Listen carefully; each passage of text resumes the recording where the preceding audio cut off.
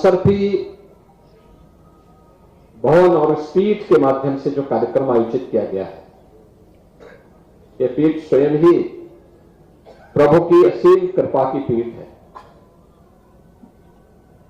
आज से नहीं, सैकड़ों वर्षों से अपने धार्मिक परंपरा के लिए जानी जाती है। श्री राम जन्मभूमि आंदोलन के दौरान पूरे श्रद्धा और समर्पण भाव के साथ इन धार्मिक पीठों ने इस पूरे आंदोलन को यज्ञ मान करके उसे सफलता की नई ऊंचाई तक पहुंचाने का काम किया था और आज परिणाम हम सबके सामने है। याद करिए उन दो तिथियों को जब 5 अगस्त 2020 को प्रधानमंत्री मोदी जी के करकमलों से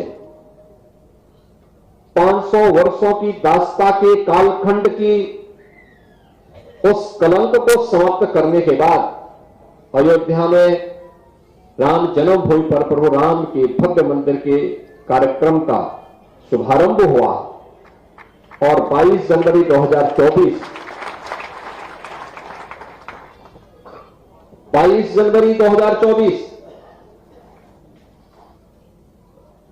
जब 500 वर्षों की दास्ता के उन कालखंडों को समाप्त करते हुए अयोध्या धाम में प्रभु रामलला फिर से विराजमान हुए। कौन ऐसा भारतीय था और कौन ऐसा सनातन धर्मावलंबी रहा होगा देश और दुनिया के अंदर जिसकी आंखों में श्रद्धा के आंसू न आए हो। श्रद्धा और सम्मान के साथ प्रभु के इसी चरणों में जिसने अपने आप को पूरा समर्पित न किया हो। और यही तो है हमारी परंपरा, यही परंपरा है जिस पर हर भारतवासी गौरव की अनुभूति करता है। और इसी के बारे में तो हमारे पावन प्रबंध काव्य और पावन ग्रंथ कहते हैं कि दुर्लभम भारतीय जन्म मानुषम तत्र दुर्लभम,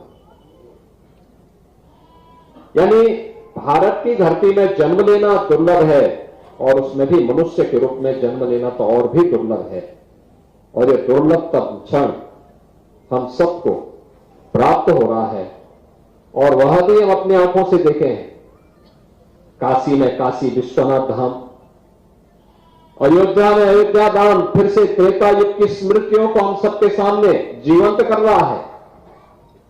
आज अयोध्या में क्या नहीं है, रामलला का आगमन हो गया है।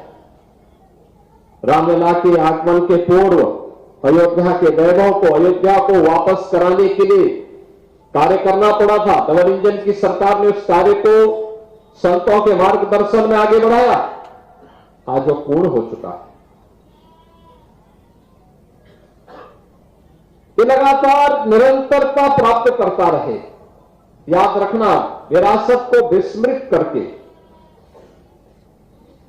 हम भौतिक विकास को स्थायी नहीं बनाए रख सकते। विरासत और विकास के बीच में एक बेहतर समन्वय होना चाहिए। यज्ञ उसी की प्रेरणा देता है।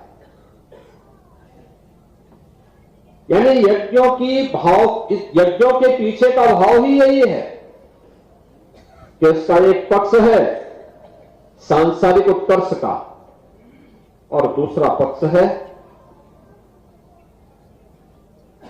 जीवन में सफलता के लिए मुक्ति प्राप्त हो। सांसारिक उत्कर्ष विरासत को बनाए रख करके भारत की परंपरा अपने इष्ट देवों से, भारत के पावन धर्मस्थलों से, मानव बिंदुओं से जो हमारे आदर्श हैं, हमारी प्रेरणा है, उनसे प्रेरित होकर के निरंतरता प्राप्त कर सके।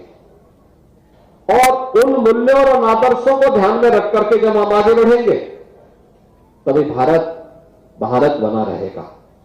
और ये हमारा सौभाग्य है कि आज प्रधानमंत्री मोदी जी के नेतृत्व में पूरा देश अपनी विरासत का अछूड़े बनाए रखते हुए विकास की एक नई बुलंदियों को छूता हुआ दिखाई दे रहा है। फिर से नया भारत एक विकसित भारत के रूप में आगे बढ़ रहा है। इस विकसित भारत के लिए हम सबको आगे मिलकर के काम करना होगा। और मैं बार बार इस बात को कहता हूं कि अगर विश्व मानवता को बचाना है तो उसका एक ही मार्ग है, वह है सनातन धर्म का सम्मान करो। सनातन धर्म सुरक्षित है तो दुनिया में सब कोई सुरक्षित है।